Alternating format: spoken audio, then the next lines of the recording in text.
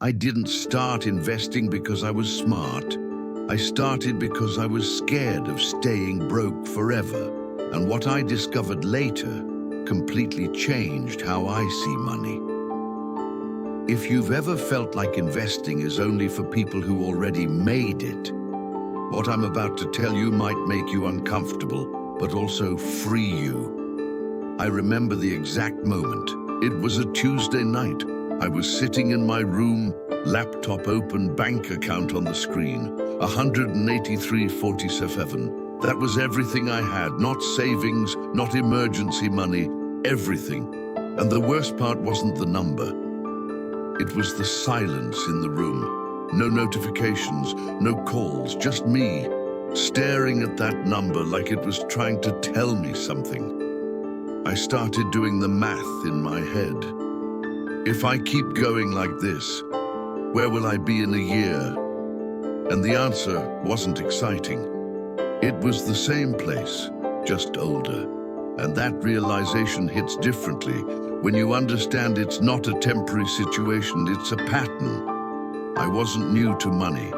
I had worked, I had earned, but somehow I never kept anything. Money came in fast and left even faster. And I used to blame life. Unexpected expenses, bad timing. But deep down, I knew something else was going on. Because if I'm honest, I wasn't managing money. I was reacting to it. Every decision was emotional. If I felt good, I spent. If I felt stressed, I spent. If I felt tired, I didn't think at all. And that's dangerous because you don't notice it at first. It doesn't look like a big mistake. It looks like small decisions repeated over and over again. And those are the ones that shape your reality. That night, I opened a video about investing. I didn't understand most of it, but one sentence stayed in my head. Your money should work for you. I paused the video because that idea didn't match my life at all. I was working for money all the time, and even then, it wasn't enough.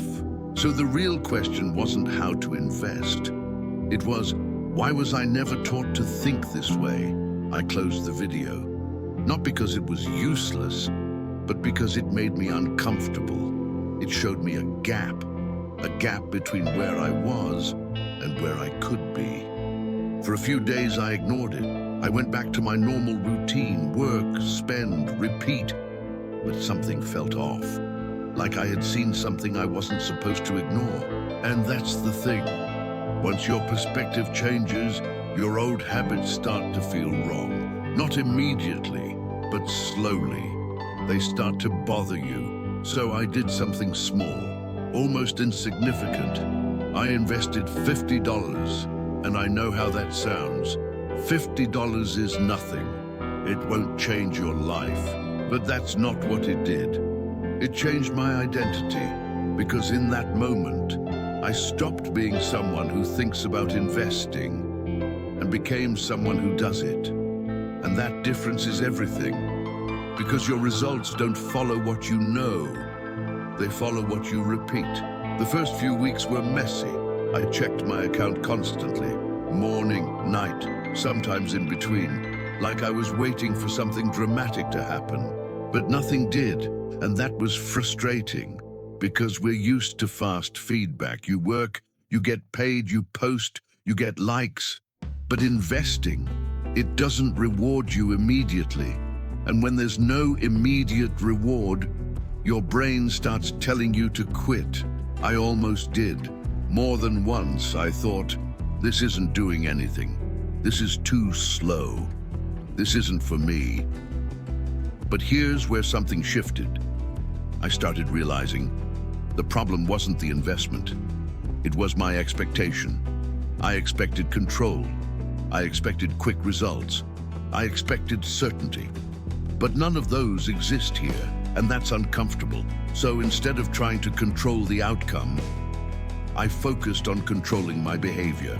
And that's where things started to change. Even though nothing changed on the outside, Months passed, still no big moment, no breakthrough, no dramatic success. And this is where the story usually ends for most people, because they stop here. They assume it's not working, but something invisible was building, and I didn't fully understand it yet. One day, I opened my account, and I noticed something subtle. It wasn't just the number, it was the pattern. My money wasn't just sitting there anymore. It was moving, growing, slowly but consistently. And for the first time, I trusted the process. Not because someone told me to, but because I experienced it. And that changes everything, because belief built from experience doesn't break easily. Right now, you might still be at the beginning, doubting, thinking, waiting, telling yourself you'll start soon. But let me tell you something honestly. Soon is one of the most expensive words you can use, because it delays action without making you feel guilty. And that's dangerous. Today, I still invest, but it feels different. There's no excitement, no rush, no anxiety. And that's how I know I changed, because I'm no longer chasing outcomes.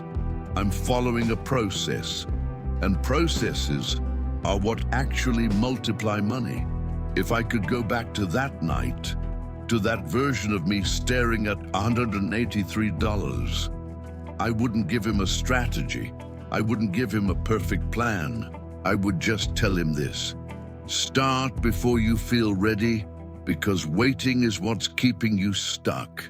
Because the truth is, money doesn't multiply when everything is perfect.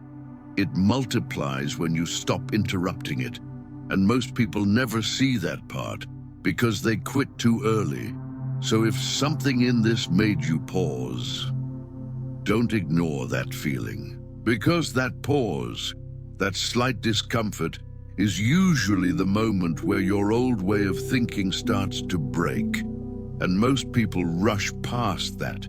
They distract themselves, they scroll, they go back to what feels familiar. But what if that feeling isn't something to avoid? What if it's something to follow? Because if you sit with it for a moment, you'll start noticing something. It's not really about money. It never was. It's about control. The feeling that no matter what happens, you're not completely dependent on circumstances anymore. And that doesn't happen overnight. There's no switch, no single investment that changes everything. It's built quietly, decision by decision. And this is where people get it wrong again.